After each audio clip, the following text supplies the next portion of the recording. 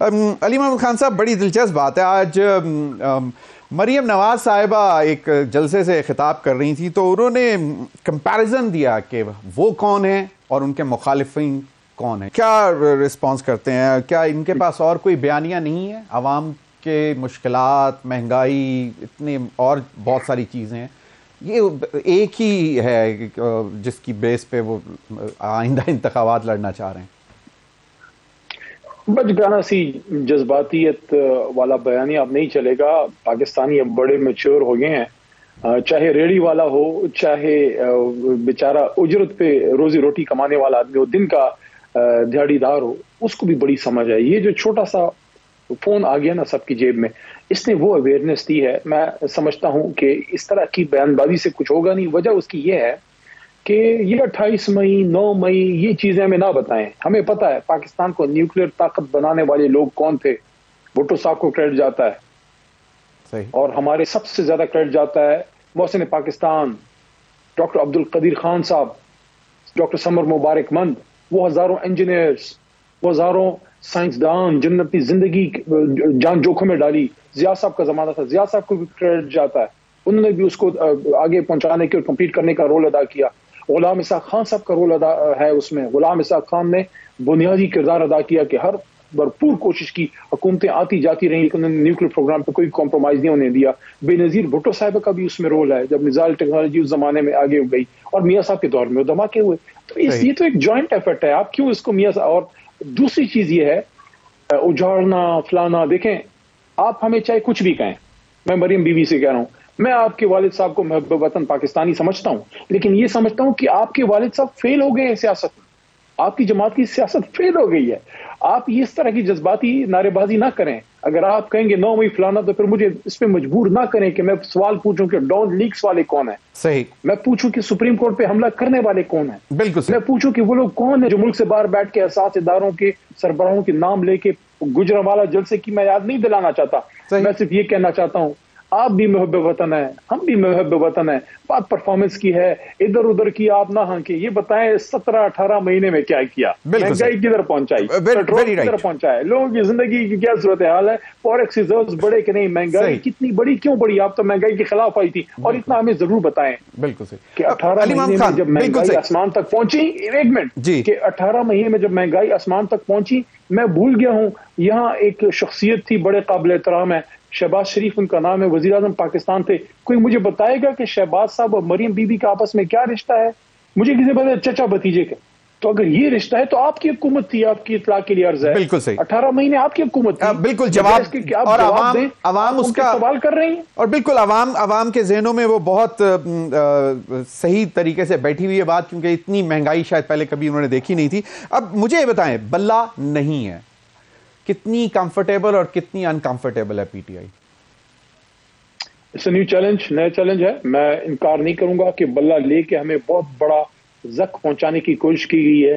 تحریک انصاف کی ایک اس کو مٹانے کی کوشش ہے، لیکن یہ انمٹ نقوش ہیں جو لوگوں کے دلوں میں ہیں.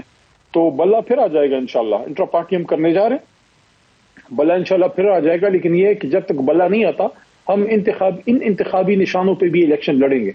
اس چیلنج کو ہم قبول کرتے ہیں. ہم میدان سے بھاگنے والے لوگ نہیں ہیں. ہم وہ لوگ نہیں ہیں جو ڈیل کر کے بکسے جہازوں میں بھر کے ملک سے باہر بھاگتے ہیں.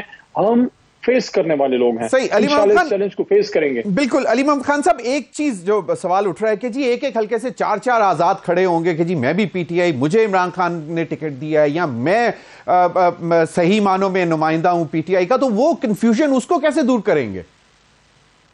بڑا آسان ہے. اس کی لسٹ تقریباً ہم پوسٹ کرنے لگے ہیں. تو جو آفیشیل تحریک انصاف کے کینڈیڈیٹس ہیں تو ان کی لسٹ آ جائے گی اور ان کے سامنے ان کے انتخابی نشان ہوں گے. تو حلقے کے تمام ورکرز جو ہیں وہ کسی شخصیت کے ساتھ، تو آپ کو پتہ ہے ضمیر صاحب ہیں نہیں. صحیح. میں 2 دفعہ اللہ نے مجھے جتایا ہے، اور میرے حلقے سے ایک بار خان صاحب خود جیتے ہیں، تو 3 بار جیت ہوگی میرے حلقے کی N23 کی.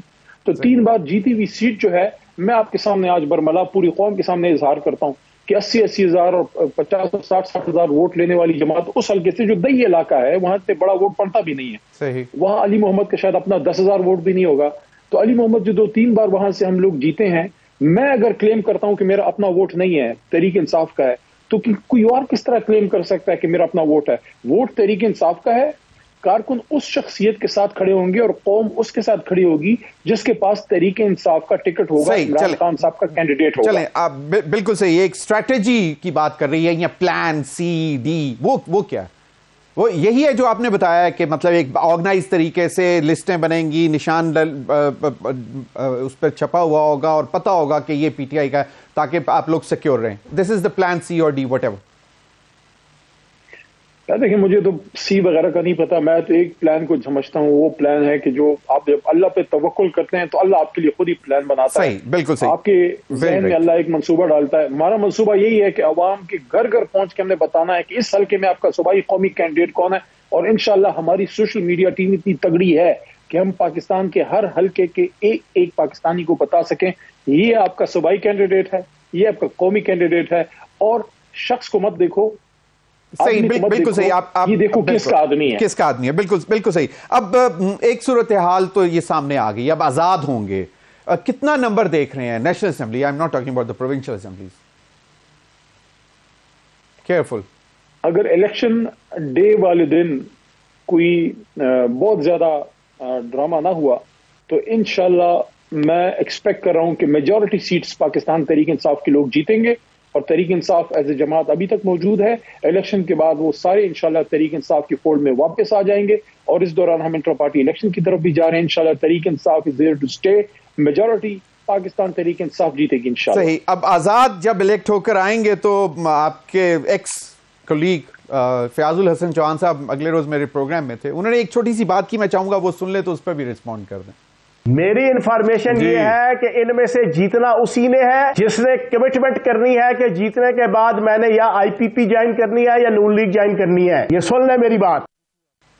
جی علی محمود خان صاحب، اور زیادہ تر جو کچھ لوگ ہیں ان کا یہ خیال ہے، کیونکہ یقیناً آزاد جب آئیں گے تو ایک بازار ضمیر فروشی کا بھی گرم ہوگا، اور آپ لوگ بھی بھگت چکے ہوئے ہیں اس میں، جب سینٹ کی ٹکٹس کے لیے آپ کو یاد ہے کے پی کے لوگوں کو آپ نے خود پکڑا اور نکالا بھی پارٹی سے، تو اس چیز کو اوائڈ تو نہیں کیا جا سکتا، تو آپ کو کیا لگتا ہے؟ نہیں، یہ تو ہمارے سابقہ پارٹی کے رکن رہے، لیکن میں سمجھتا ہوں کہ اب وہ چونکہ خود بھی الیکشن وہاں سے نہیں لڑ رہے، ان کو الیکشن لڑنا چاہیے وہاں سے، کیونکہ طریقے جو بھی ہے وہ جہانگیر پیر صاحب کی جماعت کا نام ذہن سے نکل رہا ہے۔ دیکھیں بہت سے لوگ ایسے ہیں جنہوں نے عمران خان صاحب کے ساتھ وفا کر کے جو ہے نام کمایا ہے، اور کچھ ایسے بھی ہیں جو جفا کر کے مشہور ہوئے، لیکن وہ کہتے ہیں کہ بدنام نہ ہوں گے تو کیا نام نہ ہوگا۔ تو چھوڑیں اس طرح کی گفتگو، اس طرح کی چیزوں کو۔ میں یہ سمجھتا ہوں کہ دنیا ان کو یاد رکھتی ہے جن میں وفا ہوتی ہے، دنیا ان کو یاد رکھتی ہے جو کسی اصول پہ کھڑے ہوتے ہیں، پھر چاہے جو بھی قیمت ادا کرنی پڑے۔ انشاءاللہ پاکستانی عوام جو ہے وہ سیاسی طور پر میچور ہیں، وہ ایک بالغ فیصلہ کریں گے جو ان کو پاکستان کی خاطر بہتر نظر آئے گا، چاہے وہ خان صاحب ہو، چاہے میاں صاحب ہو، چاہے زرداری صاحب، یہ لوگ فیصلہ کریں گے۔ ہمیں یقین ہے انشاءاللہ ان کا فیصلہ خان صاحب کے حق میں ہوگا۔